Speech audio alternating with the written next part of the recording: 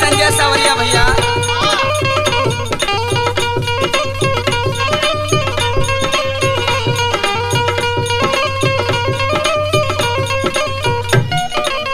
देखी भैया जमाना थोड़ा बदल गइल बा।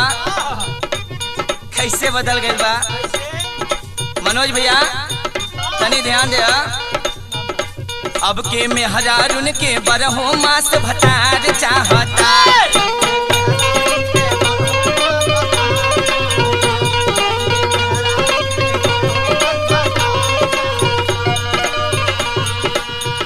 लगातार चाहता हो लगातार चाहता। अब के मेहरारुन के अब के मेहरारुन के बरहो मास भतार चाहता।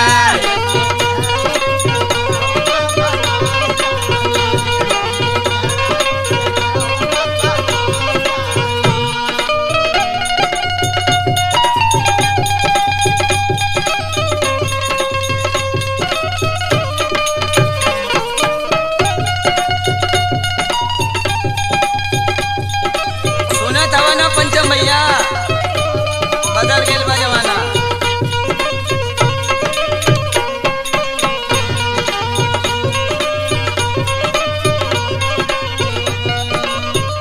अब भैया साथे घर में केहू रहल नहीं चाहता। कैसे रहल न चाहे जेठ जेठानी सास ससुर के साथे।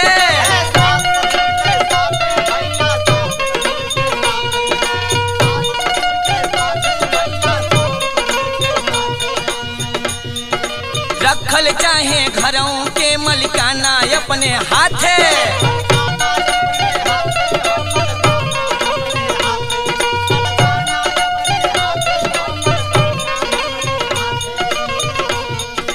रहल न चाहे जेठ जेठानी सास ससुर के साथे। रखल चाहे घरों के मलिकाना अपने हाथे। घूंघट करल न चाहे चेहरा इन्हें उघार चाहता। अब के मेहरारुन के बरहो मास भतार चाहता।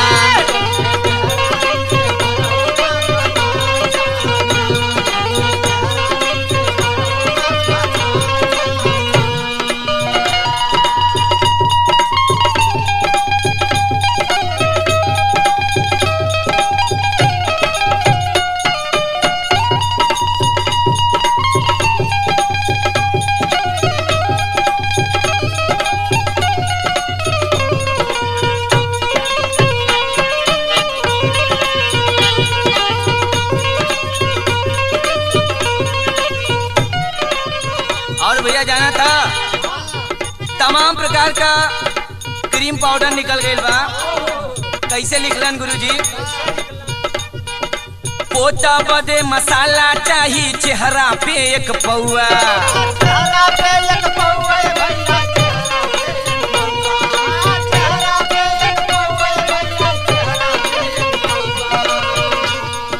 साड़ी और ब्लाउज में हो तार जड़ल चमकौआ।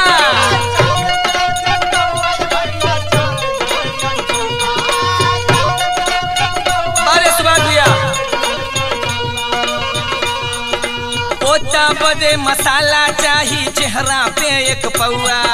साड़ी और ब्लाउज में हो तार जड़ल चमकौआ। आगे भैया आगे कैसे बा। टिकुली ओठलाली और संडिल फैशनदार चाहता। अब के मेहरारुन के बरहो मास भतार चाहता।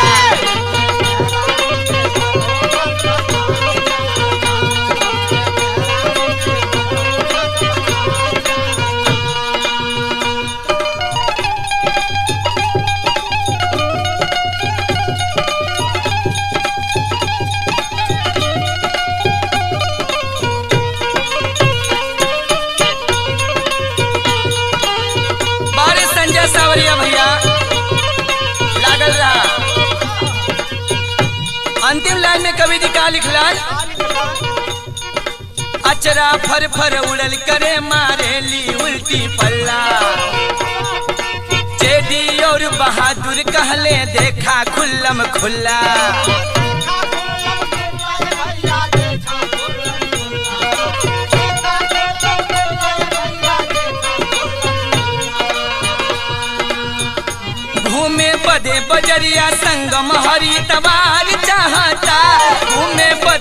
नजरिया सूर्य सहर